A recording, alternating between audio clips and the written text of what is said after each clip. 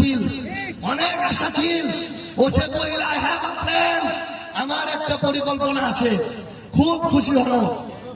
কিন্তু কয়েকদিন যাইতে না যাইতে তারেক রহমান যাদেরকে বিএনপির পক্ষ থেকে মনোনয়ন দিছে, খাতা কলমে প্রমাণ হিসাব করেছে, এর মধ্যে 15 জন হল ঋণ খেলাপি।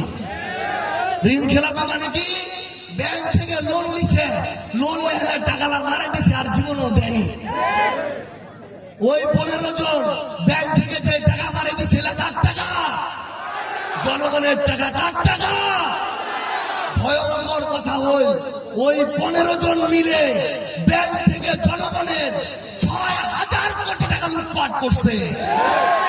আমরা তারেক রহমানের কাছে জানতে চাই, জনাব তারেক রহমান, আপনার পরিকল্পনা কি?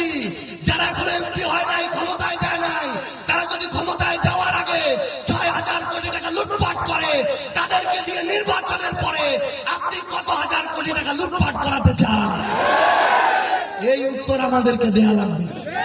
এটা নতুন বাংলাদেশ, কাউকে প্রশ্নের বাইরে রাখা হবে না, কাউকে নতুন করে স্বৈরাচার হতে দেওয়া হবে না।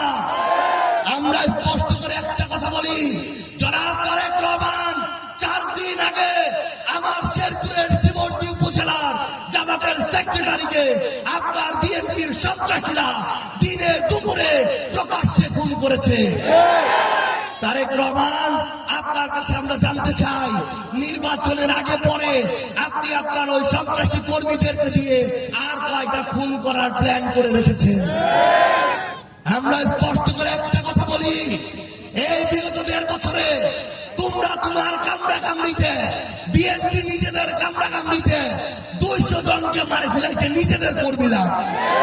তারেক রহমান, আপনি আপনাদের ওই নিজেদের কর্মীদের অন্তর্কুণ্ডল থামান, নিজেদের কর্মীদেরকে মারাটা থামান, বাংলাদেশের সকল মানুষকে নিজেদের কর্মী